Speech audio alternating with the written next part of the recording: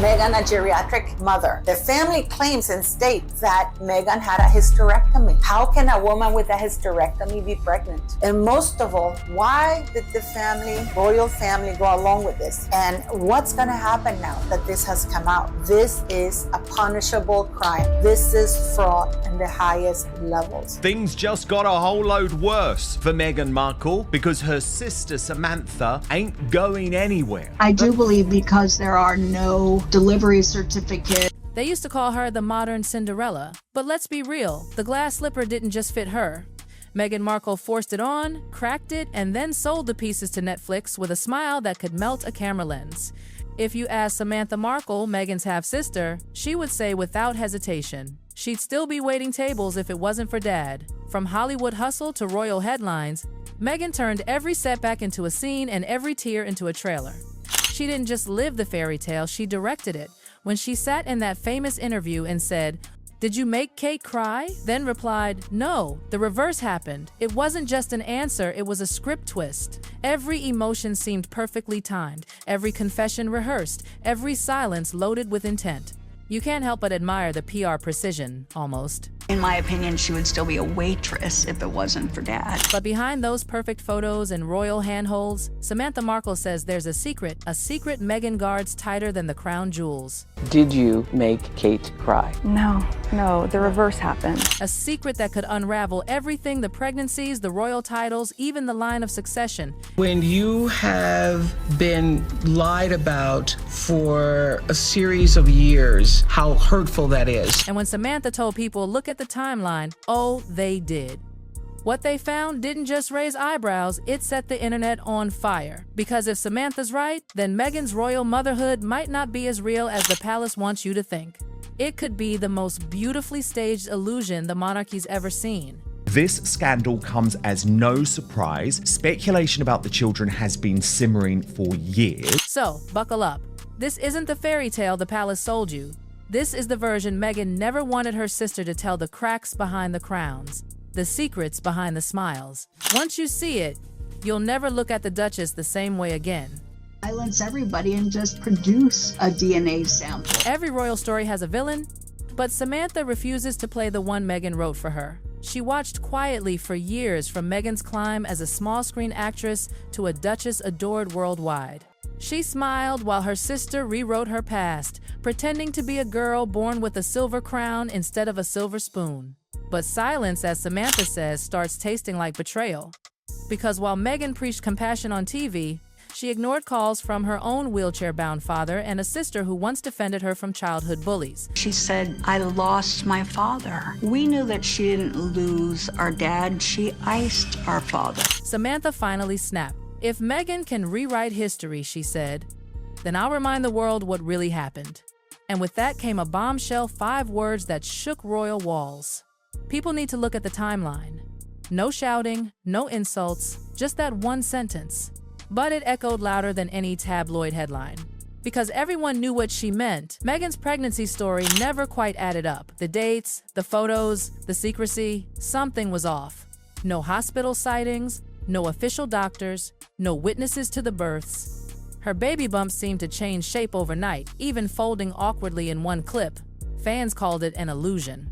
Others whispered prosthetic. Then came 2021 baby number 2. Same story, same silence, same mysterious timing. Everything seemed choreographed, as if royal life had become a movie with no behind-the-scenes footage allowed. And then came the rumor that Meghan had undergone a surgery years ago that would make natural pregnancies impossible. Coincidence? Samantha didn't think so. Look at the dates, she warned again. They tell the truth. And suddenly, what looked like gossip started to feel like a breadcrumb trail leading to something much bigger. The next twist didn't come from the palace, but from a woman who called herself DL. No titles, no fame, just 2 letters and a story that could burn the royal image to ashes. DL claimed she wasn't a witness, she was the woman who carried Meghan's children. She spoke of marble-floored clinics in Beverly Hills, secret appointments under fake names, and payments wired through shell companies. According to her, Meghan and Harry came in disguise, never signing anything with their real names. After every visit, DL was told to disappear. No pictures, no records, no trace. She called herself the Ghost Mother, and when she finally spoke, her voice trembled, not with fear, but fury. "They treated me like a vessel," she said, "like I didn't exist." Her confession wasn't just gossip, it was an earthquake. She showed forms stamped with 2018 and 2020 dates, ultrasound scans labeled under code names, and payment receipts linking to offshore accounts. Everything lined up perfectly with Meghan's pregnancy timeline. Even the clinic appointments matched Meghan's public appearances, like pieces of a royal puzzle no one was meant to solve. Then came screenshots, encrypted emails, initials that matched royal pseudonyms, and confidentiality clauses that threatened ruin if she ever spoke. DL said she had nothing left to lose, and then she made a promise that turned the rumor mill into a war zone. "If I'm lying," she said, "I'll take a DNA test on live TV." 16 words and the world lost its mind. Social media exploded. Talk shows begged for interviews. Half the internet called DL a fraud, the other half called her a hero. Through it all, Meghan and Harry said nothing. Not one denial, not one word. And in that silence, people found their answer. Samantha returned to the conversation like someone who had been waiting for the right moment. She didn't confirm anything. She didn't deny it either. She simply posted a quote from their father. "The truth doesn't fear questions." That one post poured gasoline on the fire. Soon, the whispers reached Buckingham Palace. Insiders claimed emergency meetings were held, lawyers called, advisors briefed, damage control plans drawn. Because if DL's DNA test turned out real, it wouldn't just embarrass the Sussexes, it would rewrite royal succession law itself. British law says every royal heir must be born of the body. If Meghan's children weren't, technically, that rule could mean they fall outside the line. Suddenly, this wasn't gossip, it was a constitutional nightmare.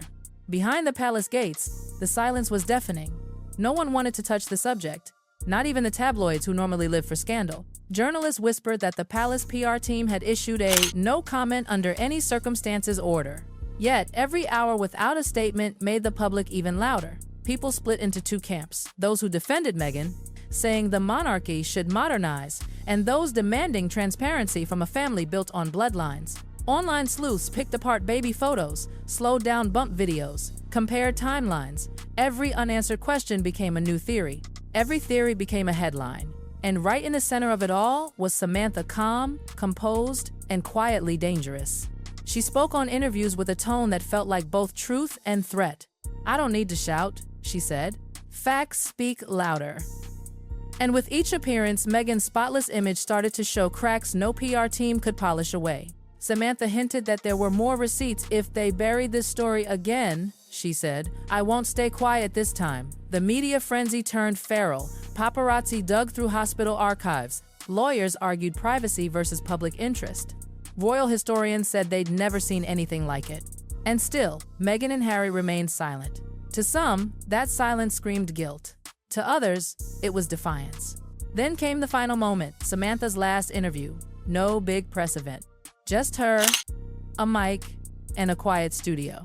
When asked if she regretted speaking out, she looked straight into the camera and said, "Only if the truth stops being the truth." 10 words, but the impact was nuclear. You could see years of pain behind her calm expression. This wasn't jealousy, it was exhaustion. She talked about the dinners that never happened, the phone calls that never came, the family she felt erased from Meghan's new royal script. "I don't want fame," she said. "I just want the lies to stop being louder than the facts."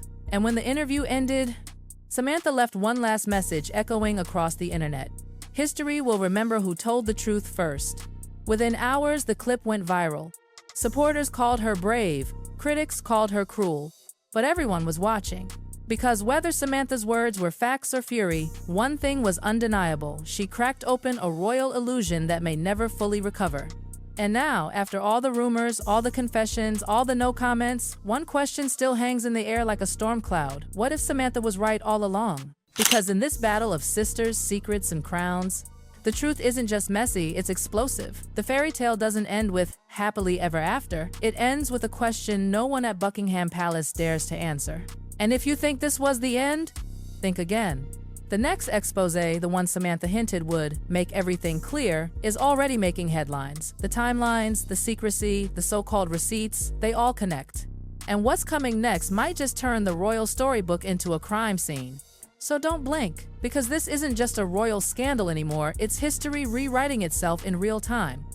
And once the truth finally steps out from behind those palace walls, no one, not even a duchess, will be able to hide behind the crown again. And still, even after all that chaos, something about Samantha's tone haunted everyone who heard her. It wasn't vengeful anymore, it was tired, almost sad, like a woman who had carried the weight of a truth too heavy for too long. "I'm not here to destroy her," she once whispered in an interview. "I'm here to remind her that she destroyed us."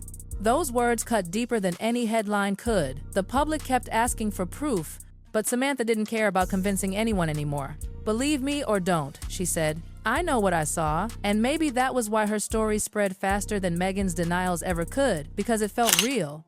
It sounded like a sister who had seen her family rewritten on television and couldn't recognize the story being told. She wasn't chasing fame. She was chasing the fragments of her own name left out of Meghan's royal fairy tale.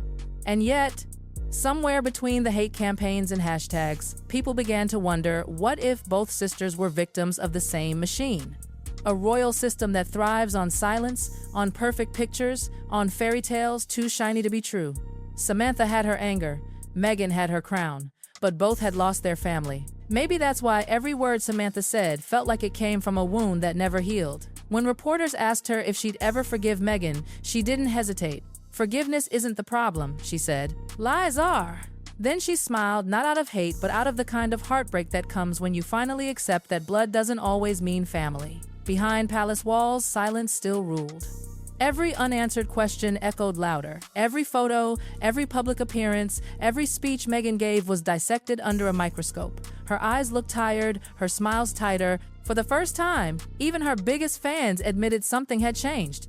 The fairy tale sparkle had dimmed. The Duchess looked more like a woman trapped in her own story than the heroine of it. And as for Samantha, she didn't need another interview. She'd said her piece. The internet, the tabloids, and the world could fight over the rest. She just wanted peace. But the truth, whatever it really was, had already escaped into the world. And once the truth is free, it never goes back into silence. Because now, every time someone mentions Meghan Markle's name, it's not just the image of a duchess that flashes in people's minds, it's also the shadow of a sister's voice whispering, "Look at the timeline."